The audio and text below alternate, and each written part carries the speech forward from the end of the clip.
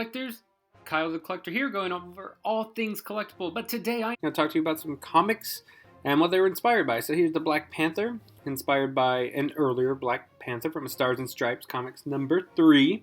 Then we have Captain America, inspired by a Pep Comics.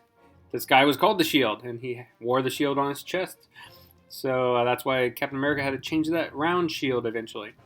And we have the Man in the Iron Mask movie from 1939, inspired by Tales of Suspense, Monster in the Iron Mask. And then Jack Kirby would later use that same design again for the Fantastic Four villain.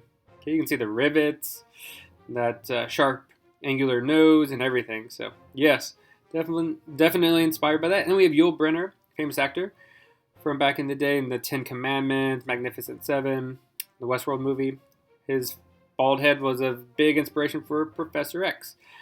And we have the Doom Patrol from DC, bunch of misfits led by a leader in a wheelchair. So there you go. You got an inspiration for the X-Men. Possibly. They came out around the same time, so it's hard to say. And they had a group of villains, the Brotherhood of Evil, much like the Brotherhood of Evil Mutants, led by Magneto. So a lot of similarities between those two for sure. Now Doom Patrol has its own show on the DC streaming service. Here we got the Alligator people, and that's about a guy who turns into an alligator. So much like the lizard from the Spider-Man comics.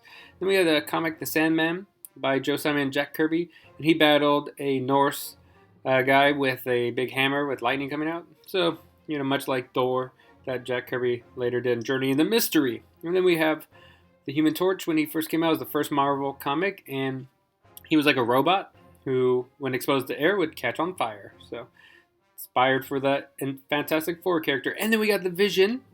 Okay, this was from a long time ago. And you can see there he is, looking very similar to when they brought him back. So that green, yellow, and red. And then Frankenstein, of course, the monster, was an inspiration for the Hulk.